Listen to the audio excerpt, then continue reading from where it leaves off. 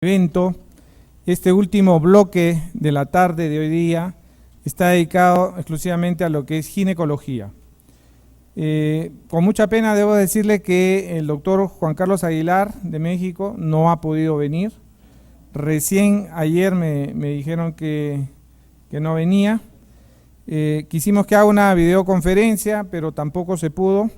Así que hemos tenido que pedirles a los doctores Guillermo Díez, José Luis Goncalves y quien le habla que hagan los temas que tenía asignado el doctor, porque la idea no es que ustedes se perjudiquen porque no vino, sino que se lleven a casa esos temas. Entonces, el doctor José Luis Goncalves va a exponer a continuación el tema de aplicación de la ecografía tridimensional en el útero. Lo recibimos con un fuerte aplauso. Bienvenido.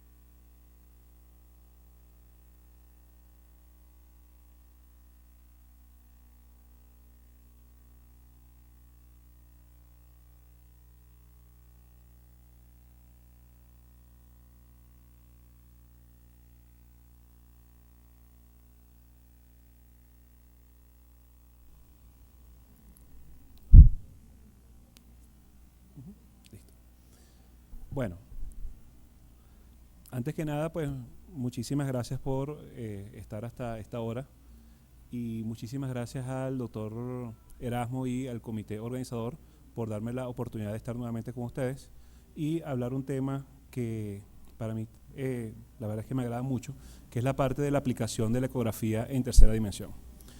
La ecografía en tercera y cuarta dimensión, la ecografía volumétrica, como realmente se debe llamar, es una ecografía que normalmente se le busca más aplicación a lo que es la parte obstétrica. Cuando nosotros hablamos de una ecografía en tercera o cuarta dimensión, normalmente lo primero que nos viene a la mente es esta imagen. Una imagen de un feto que está en movimiento, que está en buenas condiciones. Y normalmente eso es lo que se ha vendido. Pero aparte de la aplicación de superficie, que así es que se llama esta aplicación, con las nuevas aplicaciones que hay actualmente, que se llama 5D, HD Live, Reality View, todo lo que ustedes deseen llamar según la casa comercial. Lo importante de esto realmente es que la ecografía volumétrica nos permite tener otras aplicaciones que son mucho más importantes desde mi punto de vista que solamente poder ver el rostro de un niño. Y de esas aplicaciones vamos a conversar en la primera parte de la charla, en la cual vamos a conversar sobre qué es la ecografía en tercera dimensión. La ecografía en tercera dimensión no es otra cosa que una técnica que nos permite adquirir un volumen a partir de un plano previamente establecido. ¿Cómo es eso? Nosotros estamos acostumbrados a ver esta imagen. Esta es una imagen en 2 dimensiones. Esta imagen está compuesta por unos puntos que se llaman los píxeles.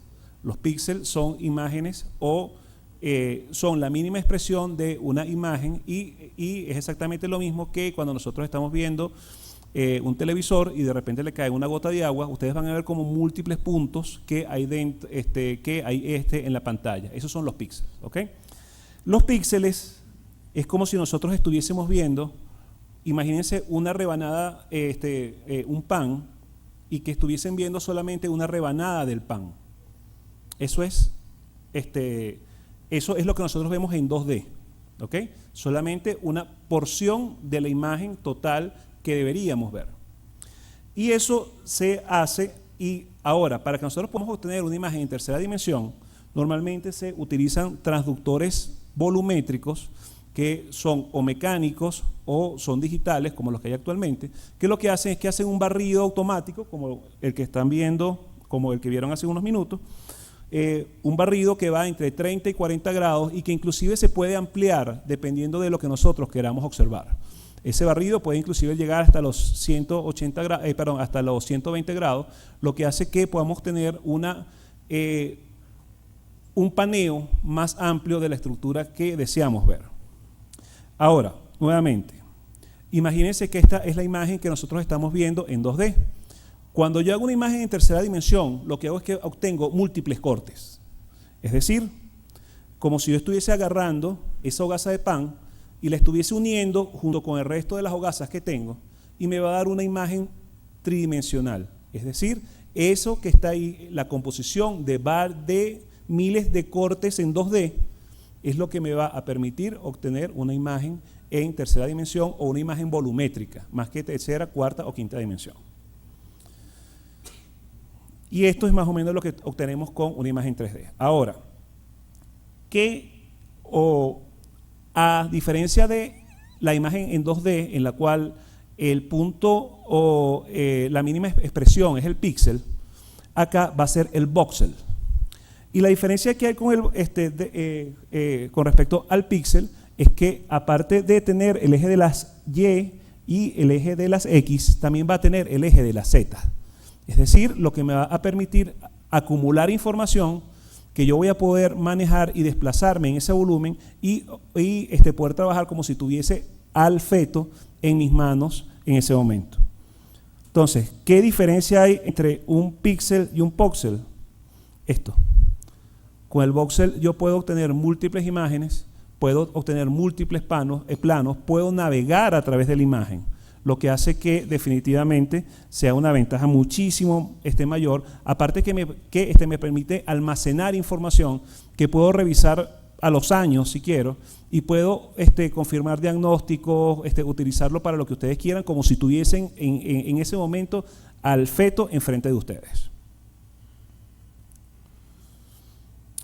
¿Qué herramientas tiene la ecografía en tercera o la ecografía volumétrica? Como ya les había mencionado anteriormente, el modo en reconstrucción en superficie, lo que es la parte del modo óseo, lo que es la parte del HD Live, y actualmente en los nuevos equipos hay muchos más software como los que nos comentaron esta mañana, para los que al comienzo de la tarde, que están prácticamente disponibles en todas las casas comerciales. Uno de los elementos más importantes que realmente yo puedo obtener con la ecografía tridimensional son los planos ortogonales. Los planos ortogonales me permiten obtener una imagen y esa imagen poderla ver en 3 planos al mismo tiempo. Si ustedes observan, aquí van a ver que hay un punto. ¿No aparece? Tienen un... Bueno, se van a fijar que hay un punto amarillo, un punto azul y un punto rojo. Eso lo que nos indica es que cuál es la estructura que estamos observando en los 3 planos diferentes. Es decir, como si yo estuviese viendo esto de esta manera y de esta manera al mismo tiempo. ¿Ok? ¿Y por qué es importante esto? Porque cuando nosotros hablamos de ecografía en tercera dimensión ginecológica, una de las funciones principales que nosotros debemos buscar es la obtención del plano coronal.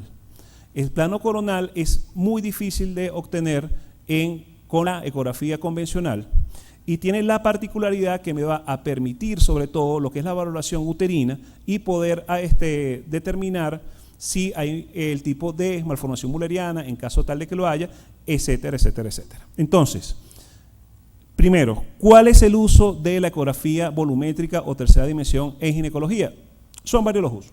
Podemos hablar de que hay una evaluación en cuanto a las malformaciones congénitas, que hay que nos ayuda a una evaluación más precisa del endometrio, que nos ayuda a una evaluación más precisa de la valoración de los cuernos, etcétera, etcétera, etcétera, como lo vamos a ir hablando en el transcurso de la charla. Uno de los puntos más importantes y que tiene mayor utilidad es justamente en lo que es la determinación de las malformaciones müllerianas. Y esto es ya desde hace varios años. Desde el año 2010 aparece esta publicación donde ellos hacen una comparación entre la imagen tridimensional y la imagen de la resonancia magnética. Como ustedes se pueden ver, hay una relación importante entre la imagen que obtenemos por la ecografía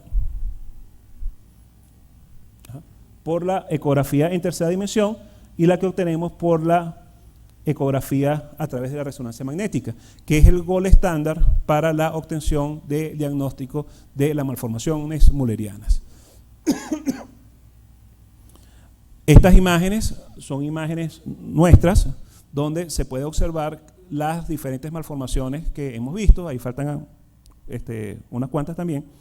Y lo importante también de este artículo es que en él nos dice que la ecografía en tercera dimensión todavía tiene una ventaja adicional, que es que no solamente vamos a poder ver el cuerpo del útero y el fundus del útero, que es lo que realmente nos interesa, sino que también vamos a poder valorar con mayor precisión lo que es el canal cervical, pudiéndonos en un momento determinar si estamos hablando de un útero unicorne o de un útero bicorne.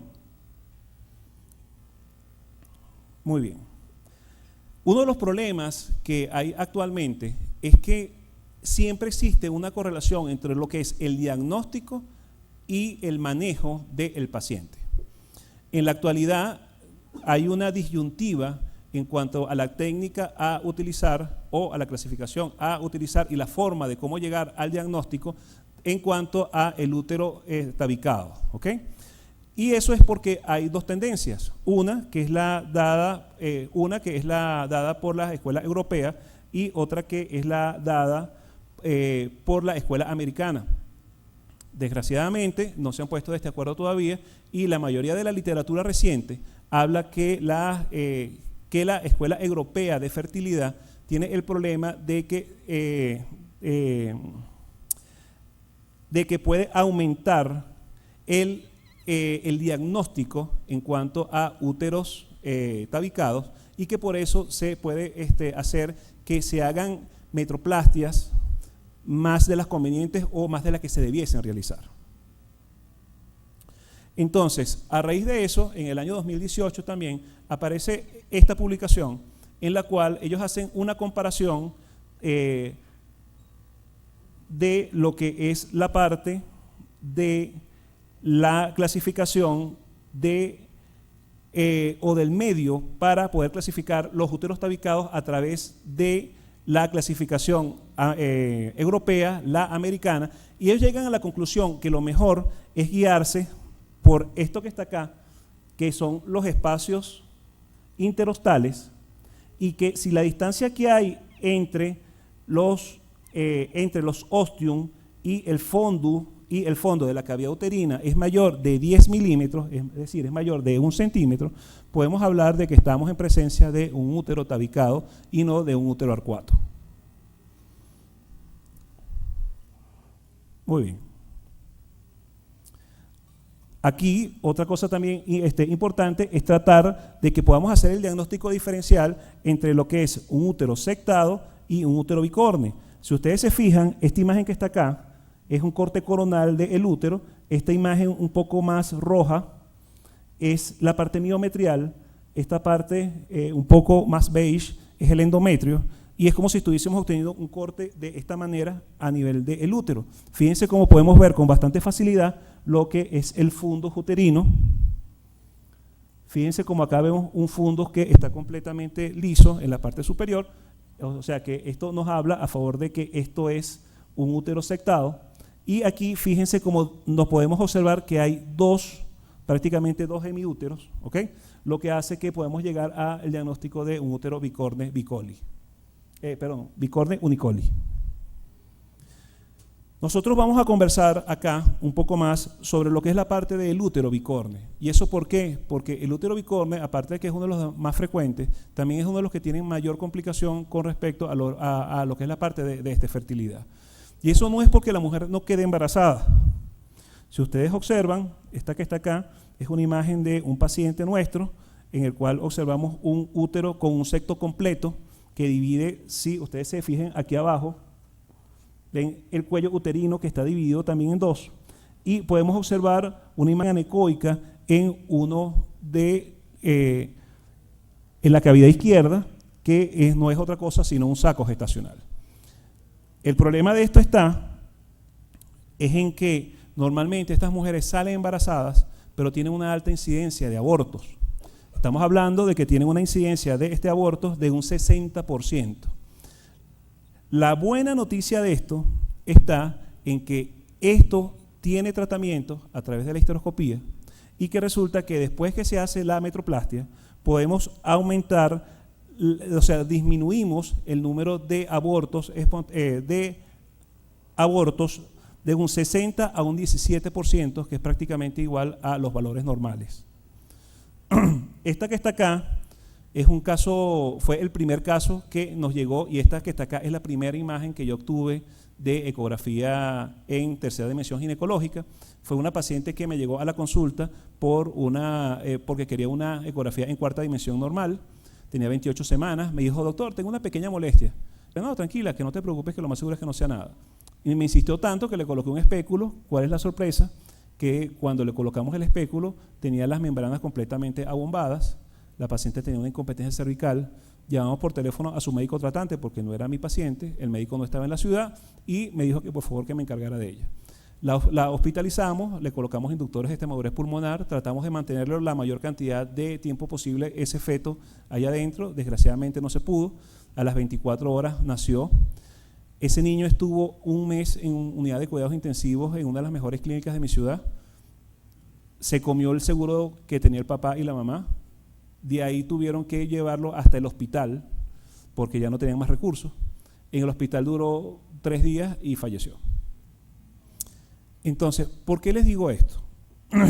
Después regresa la paciente y me dice, doctor, ¿qué fue lo que pasó? Bueno, y yo, vamos a hacerte una ecografía. Y le hacemos esta ecografía en tercera dimensión. Fíjense ustedes la correlación que hay entre esta imagen y la imagen histeroscópica. Es decir, vamos a ver con el histeroscopio, esto que está acá es como si estuviésemos nosotros a este nivel exactamente. ¿Ok? Estamos justamente enfrente del tabique. Esta es la imagen por histeroscopio. Aquí estamos entrando dentro de la hemicavidad izquierda. Fíjense que inclusive aquí se ve un pequeño mioma que se ve aquí también. Y posteriormente aquí estamos entrando a la hemicavidad derecha. ¿Ok? Este que está aquí es el ostium del lado derecho. ¿Ok? Esta paciente se le realizó una metroplastia. Esta es la imagen posterior a la metroplastia. Fíjense cómo quedó el útero. Salió embarazada posteriormente. Se le colocó un cerclaje a la semana 12, ya el niño tiene aproximadamente 10 años, más o menos.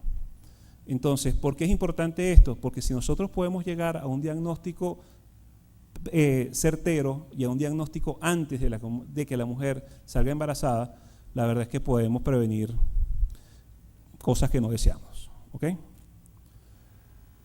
Una de las cosas también importantes es que en el año 2018 también apareció este artículo, en el cual ellos hacen como que una valoración de todos los estudios que hay para poder diagnosticar malformaciones mullerianas.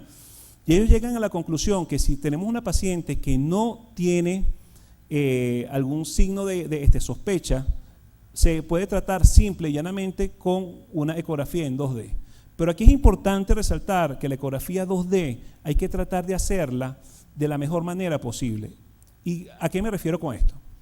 Recuérdense que el útero como tal es una cavidad tridimensional. Es decir, nosotros no nos podemos contentar con dejar solamente con obtener un corte longitudinal el útero, a través del cual estemos viendo el canal cervical y quedarnos ahí. No, tenemos que mover el útero de un lado hacia el otro, el transductor, y aparte de eso también obtener cortes axiales, de preferencia cuando la paciente esté en fase secretora tardía. ¿Y eso por qué? Porque con eso nosotros vamos a poder ver cosas como esta.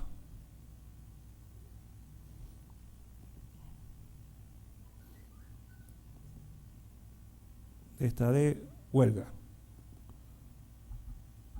Bueno, no quiere. En esta imagen lo que veíamos era el endometrio, que es esta estructura que está acá, y veíamos cómo se iba abriendo en dos hemiscavidades, y esta imagen es posible obtenerla a través de la ecografía 2D. Es decir, cada una de las personas que está acá lo podemos realizar.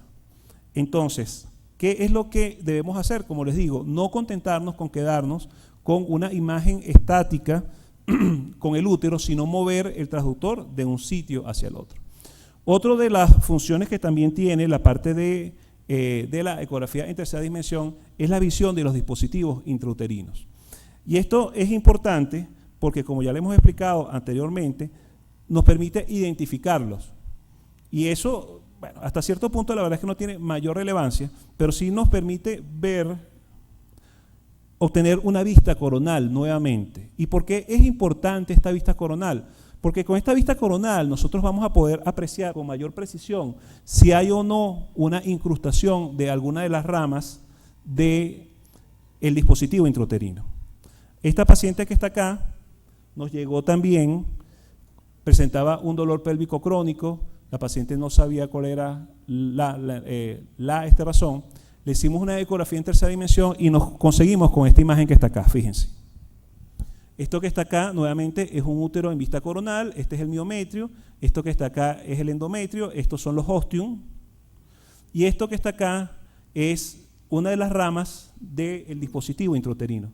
Fíjense cómo una de esas ramas se introduce dentro del miometrio. Este que está acá es un útero normoinserto, fíjense la diferencia. A esta paciente le hicimos una histeroscopía y fíjense cómo efectivamente hay una correlación entre la imagen que obtenemos en tercera dimensión y la imagen que obtenemos por histeroscopía.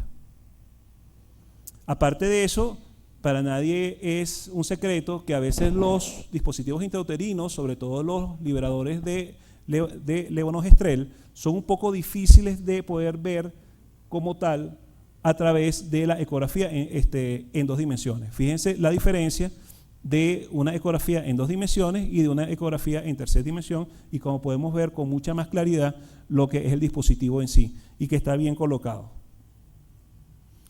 Úteros DIUs descendidos, que aquí tampoco hay mayor relevancia, solamente en todo caso para ver si está incrustado o no en alguna de las paredes. Y hay alguna literatura que también habla de que es hasta más fácil, en vez de tratar de obtener la imagen del dispositivo intrauterino como tal, tratar de obtener más bien es una imagen de la sombra que deja el dispositivo.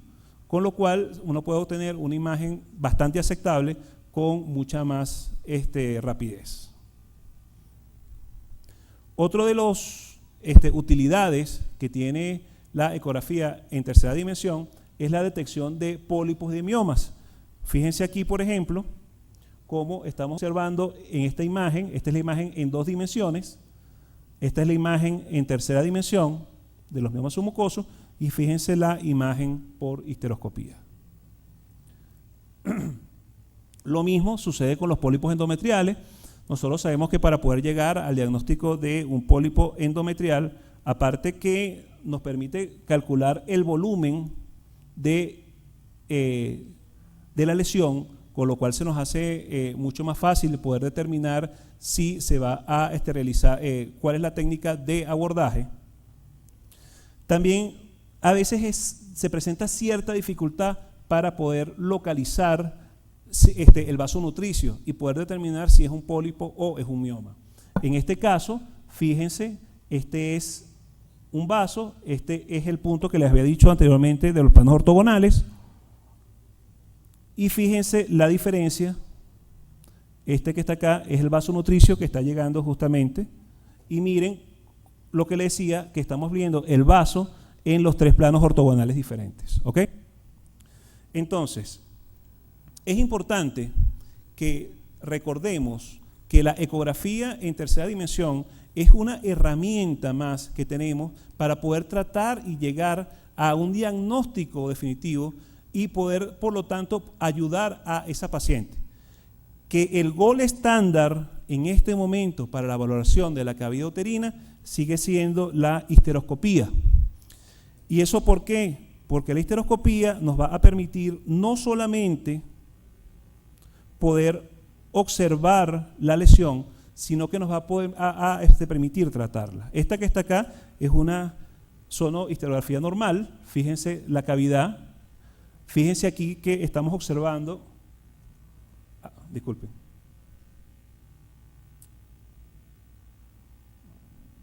Un momento, por favor. Fíjense aquí, como vemos justamente lo que es el pólipo. Y fíjense acá, si nos detenemos un segundo, que vemos el pólipo que habíamos visto en 2D. Y en esta área que está acá, vemos el pólipo y aquí atrás pareciese como si hubiese alguna otra lesión. ¿Ok? Fíjense la imagen que obtenemos a través de ecografía, de la histeroscopía oficinal. Esta paciente fue hecha en mi consultorio, sin anestesia, la paciente completamente consciente, no sintió absolutamente ningún dolor. Fíjense lo que es la parte de los pólipos endometrial, y lo otro es que nos permite no solamente ver, sino que nos permite ver y tratar. Fíjense cómo estamos introduciendo acá de una vez lo que es una tijera de 5 French, lo que nos permite extraer, cortar y posteriormente lo que es la extracción de el pólipo sin mayores complicaciones. La histeroscopía, y me voy a permitir 2 minutos ya para terminar, es un procedimiento que es bastante seguro. Este trabajo es un trabajo publicado por el doctor Betoki en el año 2016, en el cual él hace una publicación de 34.000 pacientes realizadas por histeroscopía oficinal, en la cual él encuentra que el 94% se pudo realizar sin ningún tipo de complicación, y que las complicaciones que se presentaron fueron principalmente por sangrado y fueron principalmente por cuellos estenóticos. A veces uno quiere escuchar algo más que solamente lo que es la parte de números. Me voy a permitir entregarles esta pequeña entrevista con esta paciente. Esta entrevista ella me autorizó para poderla difundir, así que les voy a permitir que me den un minutico más para que la puedan disfrutar.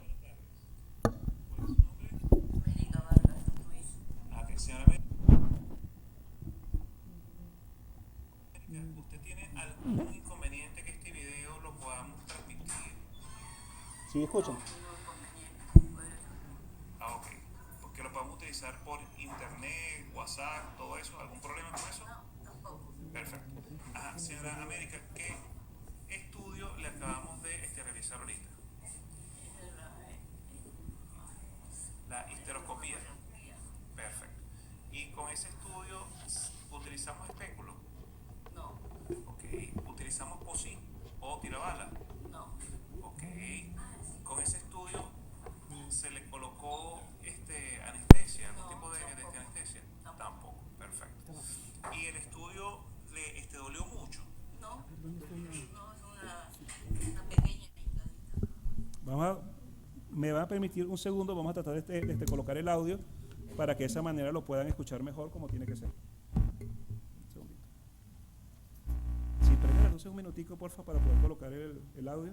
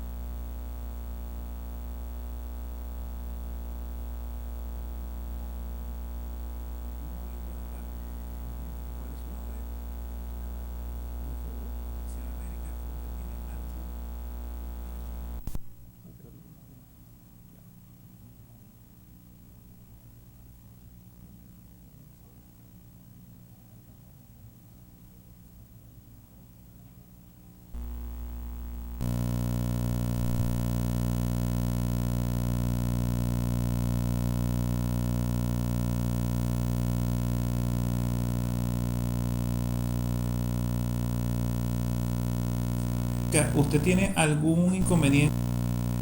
Vamos a transmitir. No, ningún inconveniente. Puede ser. Ah, ok. Porque lo podemos utilizar por internet, WhatsApp, todo eso. ¿Algún problema con eso? No, tampoco. Perfecto. Ajá, señora América, ¿qué estudio le acabamos de realizar ahorita? Esa es La histeroscopía. Perfecto. Y con ese estudio utilizamos espéculo. No, Ok. Utilizamos POSI o tirabala. no, Ok. Con ese estudio se le colocó anestesia, algún No, tipo de tampoco. anestesia. Tampoco. Perfecto. Y el estudio le dolió mucho. no, no, es una pequeña hincadita nada más. Ok. Sintió un dolor como tipo regla. Ajá, sí. Ajá. Y cuando usted le venía anteriormente la regla, ¿le dolía más o este estudio le dolió más o menos que una regla? No, es menos que una regla. Menos que una regla. Ajá. ¿Y qué le diría usted a las pacientes que, como usted tal vez tenía algún temor de realizarse el estudio porque a lo mejor pensaba que dolía o algo así por el estilo? ¿Qué le diría usted a esas pacientes? Yo le diría que es bueno hacerse los estudios, lo que me ha hecho el doctor, porque ahí uno sabe qué cosa uno sufre, de qué enfermedad. Está muy bien ese estudio lo que me ha hecho el doctor. Bueno, muchísimas gracias, señora América. Un verdadero placer. Muchas gracias.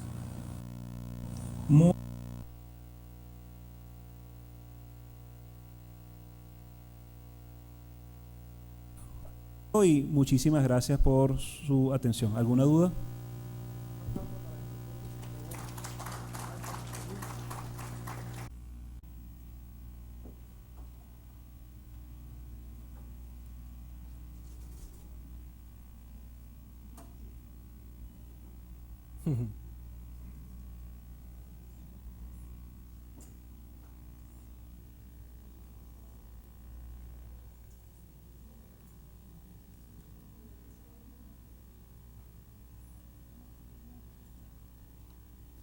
Bueno, buenas tardes con todos. Muchas gracias nuevamente al comité organizador por permitirme participar con ustedes. El modelo IOTA ya cumple con nosotros casi 20 años.